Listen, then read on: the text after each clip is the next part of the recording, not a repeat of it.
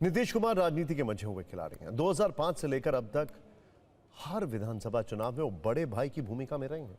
मतलब गठबंधन के अंदर हर चुनाव में जेडीयू को सबसे ज्यादा सीटें मिली और हर बार मैदान में सबसे ज्यादा उम्मीदवार इसी पार्टी के रहे। लेकिन इस बार बीजेपी और जेडीयू दोनों 101 सीटों पर सहमत हुई। बड़े भाई की भूमिका से बराबर सीटों पर पहुंचने की यही टीस और खींच शायद नीतीश के मन में दिख रही है। पता जेडीयू नेताओं को भी चल चुका है कि इस बार अपने कोटे की सीटें भी हाथ से निकल गई हैं, इसीलिए वो अभी से माहौल बनाने लगे हैं। ये है जेडीयू के विधायक गोपाल मंडल। इन्हें डर है कि कहीं इनका टिकट इस बार ना कट जाए, इसलिए वो सीधे समर्थकों के साथ सीएम हाउस के बाहर ही धरने पर बैठ गए हैं। संजय झा की गाड़ी को घेरने की कोशिश भी की, साफ कह दिया कि अब तो टिकट लेकर ही जाएंगे।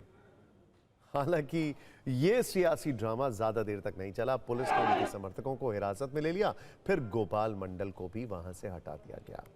एक विधायक को टिकट के लिए धरना देने वाली ऐसी तस्वीर आपने कब देखी थी? जनहित के मुद्दे पर इस तरह सीएम हाउस के बाहर कब इन्होंने लड़ाई लड़ी थी? वैसे चुनाव आने पर विधायक, नेता और मंत्री जनता की सेवा करने के लिए काफी लालायित रहते हैं। उनकी जुबान पर सिर्फ जनता का दर्द होता है। टिकट न मिलने के डर भर से ही सड़क पर बैठ गए। वो जानते हैं कि अगर जीत गए तो अगले 5 साल के लिए एसी में बैठेंगे। जेडीयू में असंतोष कम होता नहीं दिख रहा है। विधायक के अलावा भागलपुर के सांसद अजय मंडल भी नाराज हैं। उन्होंने इस्तीफे की पेशकश करते हुए नीतीश कुमार को पत्र लिखा है। आरोप लगाया है कि टिकट बंटवारे को लेकर उनकी राय नहीं ली गई। ऐसे में सांसद पद पर बने रहने का क्या औचित्य है? नीतीश कुमार के पास 12 सांसद हैं और केंद्र सरकार इन सांसदों के कंधों पर ही टिकी है। ऐसे में चुनाव से ठीक पहले सांसद की नाराजगी और इस्तीफे की पेशकश किसे संदेश देने की कोशिश है, यह तो जेडीयू ही जानती होगी।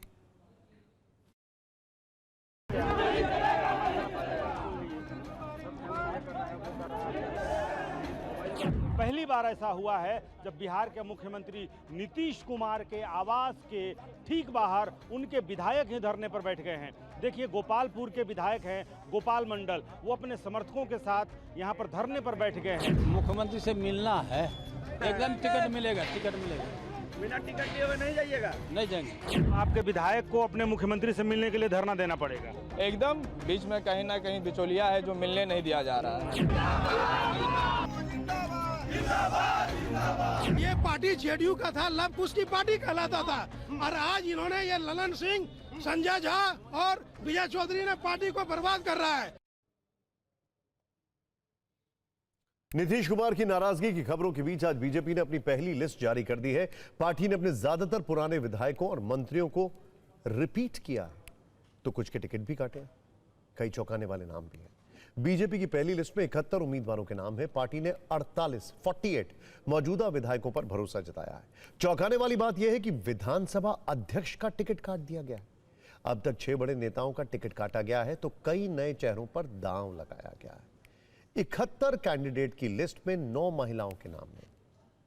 लोकसभा चुनाव में हार का सामना करने वाले 2 उम्मीदवारों पर पार्टी ने दांव खेला है। बक्सर सीट से उम्मीदवार रहे मिथिलेश तिवारी को बैकुंठपुर और पाटलिपुत्र सीट से उम्मीदवार रहे पूर्व सांसद रामकृपाल यादव को दानापुर से उतारा गया है। बड़े चेहरों में डिप्टी सीएम सम्राट चौधरी तारापुर सीट से मैदान में होंगे। डिप्टी सीएम विजय सिन्हा को लखीसराय से रिपीट किया गया है। मंत्री मंगल पांडे सीवान से चुनावी ताल ठोकेंगे।